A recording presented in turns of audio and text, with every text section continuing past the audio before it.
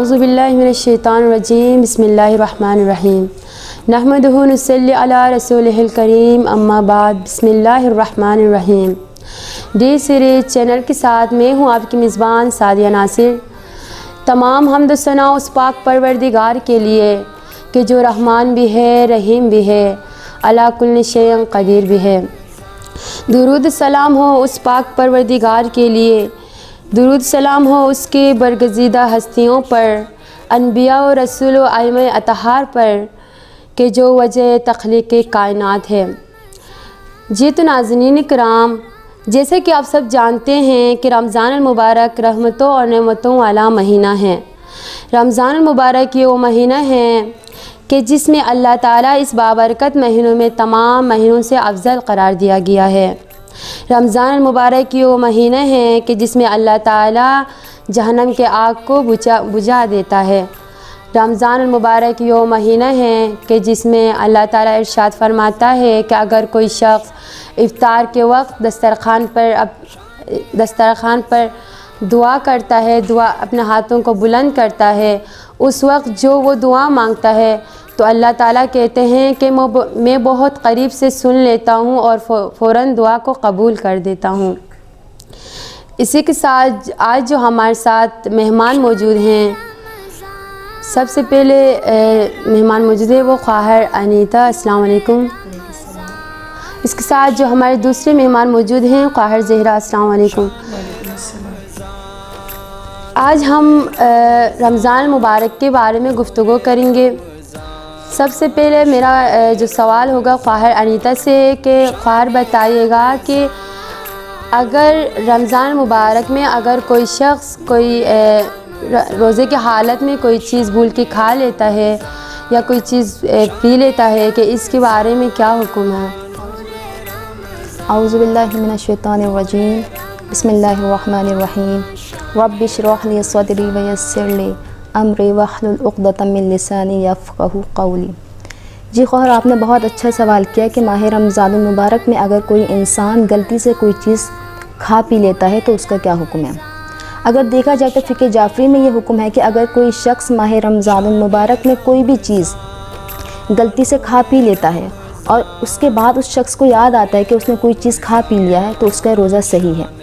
لیکن اگر کبھی ایسا ہوتا ہے کہ انسان غلطی سے کوئی چیز کھا پی لیتا ہے لیکن بعد میں مسئلے کو نہ جانتے ہوئے، مسئلے کا نہیں پتہ ہونے کی وجہ سے اگر وہ شخص عمدن اس کے بعد جو ہے جان بوجھ کے بھی جو ہے روزے کو توڑ دے اور اگر کھانا پینا شروع کر دے تو اس شخص کا جو ہے روزہ بھی باطل ہو جائے گا اور اس کے اوپر جو ہے کفارہ بھی واجب ہو جائے گا۔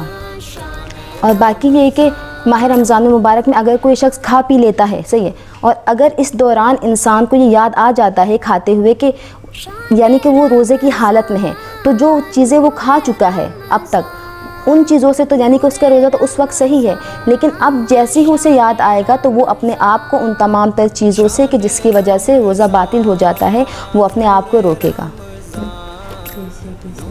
اللہ تعالیٰ ارشاد جیسے کہ خواہر انیتا نے بتایا ہے کہ رمضان مبارک میں اگر کوئی چیز ہم لوگ غلطی سے کھا لیتے ہیں، پی لیتے ہیں تو اس میں روزہ باطل نہیں ہے۔ اللہ تعالیٰ رمضان مبارک کے بارے میں ارشاد فرماتے ہیں کہ اگر کوئی شخص کوئی چیز کھا لیتا ہے، کوئی چیز پی لیتا ہے تو پروردگار عالم ارشاد فرماتے ہیں کہ اس شخص کو میں نے پلایا ہے اور میں نے کھلایا ہے۔ جتنے ناظرین، اس کے بعد ہم لوگ چھوٹا سا وقفہ لیتے ہیں، وقفے کے بعد حاضر ہوتے ہیں اور اس کے بعد رمضان مبارک کے آگے جو سوالات ہیں اسی کو ہم لوگ آگے بڑھاتے ہیں۔ شان رمضان، نور رمضان، نور رمضان، شان رمضان۔ جی ناظرین، ہم وقفے سے واپس آ چکے ہیں۔ اس کے بعد جو میرا نیکسٹ کوشچن ہے خواہر زہرا سے کہ خواہر بتائیے گا کہ ماہ رمضان کو ماہ رمضان کیوں کہا جاتا ہے؟ جی بہت بہترین سوال اور بہت اعلیٰ سوال۔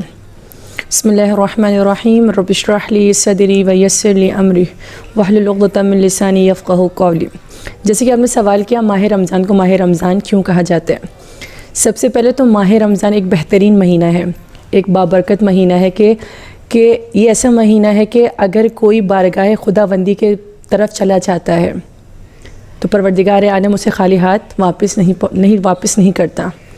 عزیزان محترم، ماہ رمضان کو ماہ رمضان اس لیے کہا جاتا ہے کہ اس ماہ میں پروردگار عالم اپنے بندوں کو 12 موقع دے دیتا ہے کہ وہ اپنے آپ کی بخشش کروا سکیں، اپنے آپ کو جہنم کی آنکھ سے دور کر دے، اپنے آپ کو پروردگار عالم کی رحمت سے قریب کر دے۔ اگر ہمیں یہ ماہ رمضان مل چکا ہے تو ہمیں خداوند عالم کا بار شکر ادا کرنا چاہیے، کیونکہ ہمارے بہت سے عزیز و اقربا جو پچھلے سال موجود تھے وہ سال موجود نہیں ہیں۔ نہ جانے ہماری کون سی ادا پروردگار عالم کو اس قدر پسند آ گئی کہ اس پروردگار عالم نے ہمیں ایک بار یہ مہینہ نصیب فرمایا۔ تو ہم کوشش کریں زیادہ سے زیادہ اس مہینے سے فیض حاصل کریں، زیادہ سے زیادہ وہ عبادات انجام دیں، وہ چیزیں انجام دیں جس سے میرا رب راضی ہو جاتا ہے، جس سے میرا رب خوش ہو جاتا ہے۔ سب سے بہترین جو خدمت خلق ہے، انسانوں کی خدمت کر لیں، اس سے میرا رب بہت زیادہ راضی ہو جاتا ہے کہ پروردگار عالم فرماتا ہے میرے قریب سب سے زیادہ وہ بندہ ہے جو میرے بندے کا خیال رکھتا ہے۔ تو عزیزان محترم، یہ ماہ رمضان ہے تو ہمیں ماہ رمضان سے جس قدر بھی فیض حاصل کرنا چاہیے وہ ہم حاصل کر سکتے ہیں۔ اگر یہ میرے اندر جستجو ہو، اگر میرے اندر یہ تمنا ہو کہ میں پروردگار عالم کی رضائیت کو اس ماہ میں حاصل کر سکوں، اس ماہ میں زیادہ سے زیادہ درود و سلام بھیجیں محمد و آل محمد کی مقدس ذاتوں پر، مطلب کی ذات پر، ان کی آل پر، اور اس سے زیادہ اور ہمیں قرآن شریف کی 12 بار تلاوت کرنی چاہیے۔ خالی تلاوت نہیں کرنا ہے بلکہ قرآن کی تلاوت کے ساتھ ہمیں اس کے معنوں سے بھی آشنا ہونا ہے کہ پروردگار عالم ہم سے کہنا کیا چاہتا ہے۔ جیسے پروردگار عالم نے قرآن مجید کو ماہ رمضان میں نازل کیا، اور اسی ماہ رمضان میں وہ بہترین کتاب نازل کر دی کہ جو تمام امت کے لیے، تمام لوگوں کے لیے، نہ صرف مسلمان کے لیے، پروردگار نے فرمایا کہ میں نے تمام لوگوں کی ہدایت کے لیے اس قرآن مجید کو نازل کیا ہے۔ تو ہمیں اس قرآن سے بھی زیادہ سے زیادہ متصل ہو جانا ہے، اس قرآن سے زیادہ فیض حاصل کرنا ہے، تاکہ ہم خداوند عالم جو ہم سے ہم کلام ہو رہا ہے، ہم سے باتیں کر رہا ہے، ہم ان کی باتوں کو سمجھ سکیں اور ان کی باتوں سے بھی آشنا ہو سکیں۔ تو ہمیں خداوند عالم کا شکر ادا کرنا چاہیے کہ ہمیں ایسے مواقع میسر آ جاتے ہیں کہ جس سے ہمیں معلوم ہوتا ہے کہ یہ ایک ایسا مہینہ ہے کہ جس میں بے انتہا برکتیں ہیں۔ اگر ہم ماہ رمضان کا شروع کا جو عشرہ دیکھیں اس میں خداوند عالم کی رحمت کا نزول کہا جاتا ہے، دوسرا عشرہ دیکھیں اس میں بھی پروردگار نے ہماری مغفرت کا ہمیں ایک وقت میسر کر دیتا ہے، اور تیسرا مہینہ جس میں ہم گریہ کرتے ہیں، ہم پروردگار عالم کی بارگاہ میں جاتے ہیں اور فریاد کرتے ہیں، اپنے گناہوں کو یاد کر کے گریہ کرتے ہیں کہ پروردگار کہ تو نے ہمیں وہ مہینہ میسر کروا دیا کہ جس میں ہم اپنی بخشش کروا سکتے ہیں۔ یہ ایسا مہینہ ہے تو ہمیں خداوند عالم کا شکر ادا کرنا چاہیے کہ پروردگار نے ہم سب کو یہاں پر بیٹھ کر ایک بہترین گفتگو کرنے کا موقع میسر کروایا، اور ایک ایسا پروگرام میں ہم بیٹھ کر ایک دوسرے کے سوالات اور جوابات سے بھی آشنا ہو جاتے ہیں، وہ چیزیں جس سے ہم آشنا نہیں ہیں۔ بالخصوص میری بہترین خواہر جنہوں نے بہت بہترین انداز سے ایک مسئلے کو بیان کر دیا جس سے میری بہت سی بیٹیاں، بہت سی مائیں آشنا نہیں ہیں۔ تو یہی اس طرح کے پروگرام ہونے چاہیے رمضان کی مناسبت سے۔ اگر ہم اس طرح کے پروگرام کو منعقد کریں گے تو جو نہیں جانتے وہ بھی آشنا ہو سکتے ہیں۔ تو یہ خداوند عالم کا ایک بہترین اور بہت ہی اعلیٰ ایک مہینہ ہے، ہمیں اس مہینے سے زیادہ فیض حاصل کرنا چاہیے۔ ویسے خواہر زہرا نے رمضان مبارک کے بارے میں خوبصورت گفتگو کی کہ روزہ انسان کے گناہوں کو جلا دیتا ہے ایک طرف، اور دوسری طرف روزہ اس کے پچھلے سال کے گناہوں کو جلا کر راکھ کر دیتا ہے۔ جب آخری رات ہوتی ہے یہ گناہوں سے اس طرح پاک ہوتا ہے کہ جیسے ماں کی پیٹ سے ابھی نکلا ہو۔ اسی کے ساتھ ہمارے درمیان موجود ہے منقبت خواہ، نعت خواہ نوح خان حسینہ ناصر، آپ ہمیں جو ہے نا نعت کے چند اشعار سنا دیں۔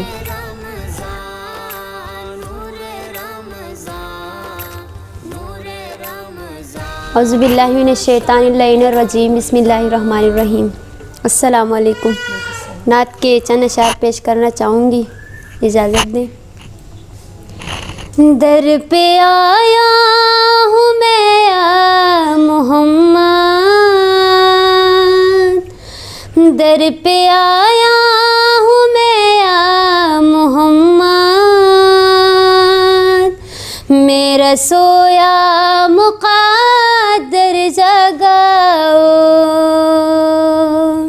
التجا اپنے عاشق کی سن لے، التجا اپنے عاشق کی سن لے، یا نبی میری بگڑی بناؤ،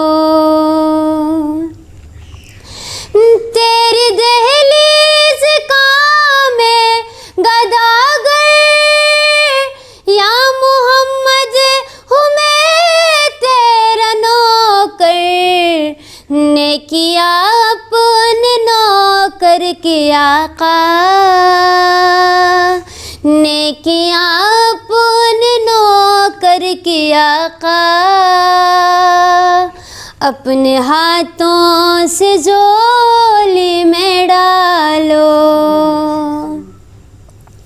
ہے تمنا میں روزے پہ آؤں، حال دل آپ کو میں سناؤں، ہے تمنا میں روزے پہ آؤں، حال دل آپ کو میں سناؤں، سب کی سنتے ہو فریاد مولا، سب کی سنتے ہو فریاد مولا، در پہ اپنے مجھے بھی بلاؤ، در پہ آیا ہوں میں یا محمد، میرا سویا مقدر جگاؤ۔ ماشاءاللہ، سبحان اللہ۔ یہ تھی نعت خواہ منقبت خواہ حسینہ ناصر۔ اسی کے ساتھ ہم نیکسٹ جو کوشچن ہے اس کی طرف چلتے ہیں۔ میرا نیکسٹ کوشچن ہے وہ خواہر انیتا سے، کہ خواہر بتائے گا کہ اگر کوئی شخص رمضان کی حالت میں موسیقی سنتا ہے تو اس کے بارے میں کیا حکم ہے؟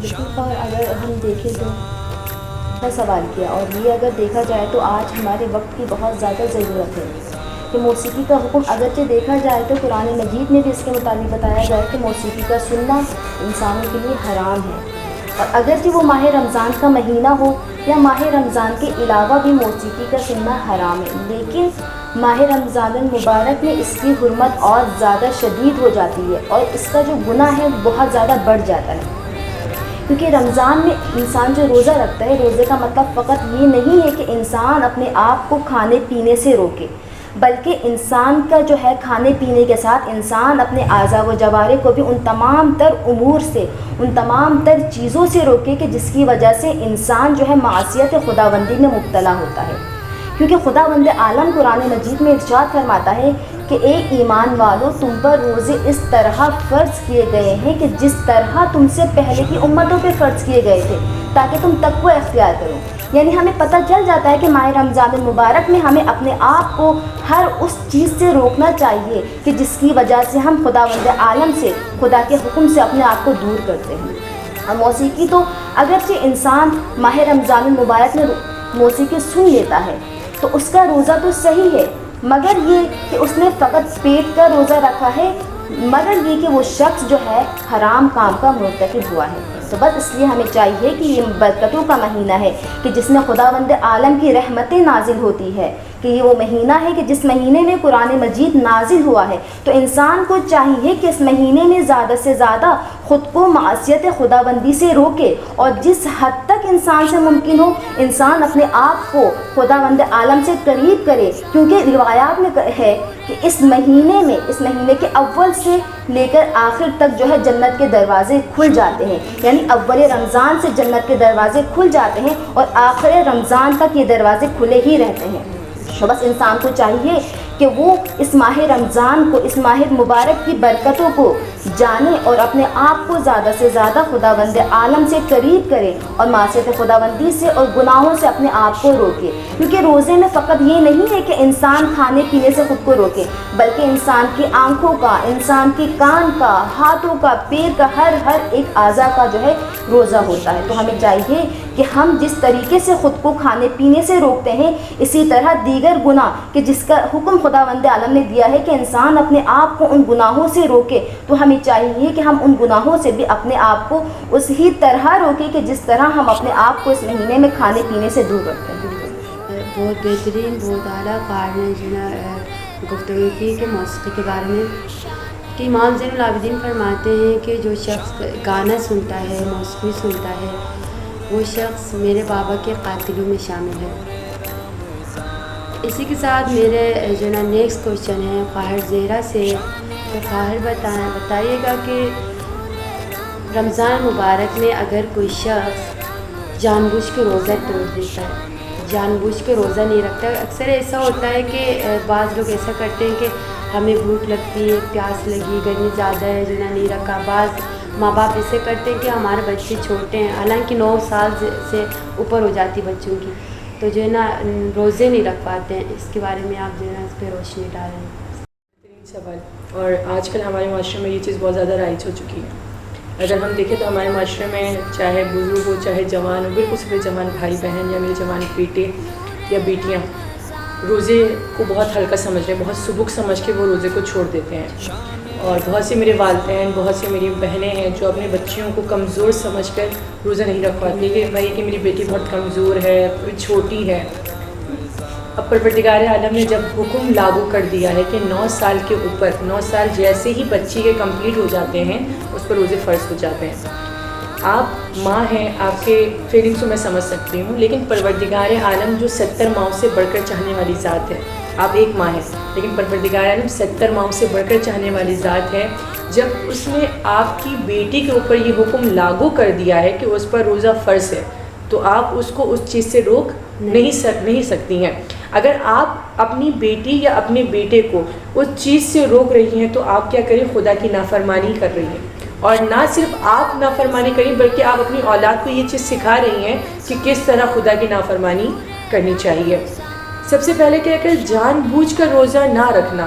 سب سے پہلے تو میں اس بارے میں ایک بیان کروں کہ سب سے پہلے روزے کو ہلکا سمجھنا، روزے کو نہ رکھنا، یعنی کہ ہم نے خداوند عالم کے جو احکامات ہیں، خدا کی اس بات کو ہم نے کوئی اہمیت کے لائق نہیں سمجھا.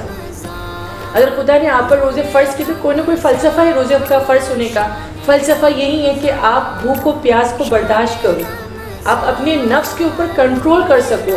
اپنے نفس سے، جو نفس لوامہ کہا جاتا ہے، نفس امارہ کہا جاتا ہے، اس پر سب سے پہلے پروردگار عالم آپ کے اندر ایک ایسا صبر پیدا کر دیتا ہے کہ آپ اس کے اوپر قدم رکھ دیتے ہیں.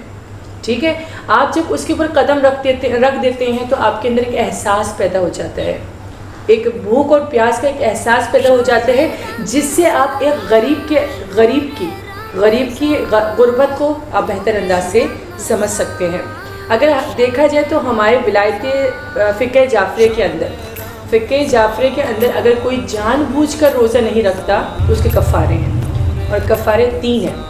سب سے پہلے تو یہ ہے کہ بھائی آپ روزہ نہیں رکھ رہے ہیں تو آپ کو مسلسل 2 ماہ روزے رکھنے ہیں. ٹھیک ہے، اب یہ 2 ماہ مسلسل آپ روزے تو رکھ رہے ہیں، لیکن اگر آپ نے کفارہ دے رہے ہیں تو آپ کو مسلسل 2 ماہ روزے رکھنے ہیں. لیکن اگر آپ نے بیچ میں روزہ چھوڑ دیا، چاہے وہ ایک ہی روزہ کیوں نہ ہو، اگر آپ نے چھوڑ دیا تو آپ کا کفارہ پورا نہیں ہوگا، آپ کا کفارہ باطل ہے. آپ کو دوبارہ مسلسل اگلے منتھ دوبارہ سے کیا کرنا ہے؟ مسلسل 2 مہینے روزے رکھنا ہے، پھر جا کر کیا کہتے ہیں آپ کا کفارہ مکمل ہو جائے گا. اگر آپ کی بیماری کوئی اس وقت تک کوئی ایسی بیماری لاحق تھی، بعد میں اگر آپ کی یہ بیماری ٹھیک ہو جاتی ہے تو آپ بعد میں بھی روزے رکھ سکتے ہیں. ٹھیک ہے، اور دوسرا کفارہ کیا ہے کہ 60 مسکینوں کو کھانا کھلا دینا. اگر آپ روزے نہیں رکھ سکتے، کوئی عذر ہو، کوئی پریشانی، کچھ دیگر چیزیں ہو جاتی ہیں انسان کی نہیں رکھ سکتا، تو آپ 60 فقیروں کو کھانا کھلا سکتے ہیں. ٹھیک ہے، اگر یہ بھی نہیں کر سکتے، اگر آپ کو میسر نہیں ہے 60، لیکن پاکستان کے اندر بہت آرام سے آپ کو یہ 60 فقیر مل سکتے ہیں. اگر یہ بھی نہیں کر سکتے تو ایک غلام کو آپ کو آزاد کروانا ہوگا.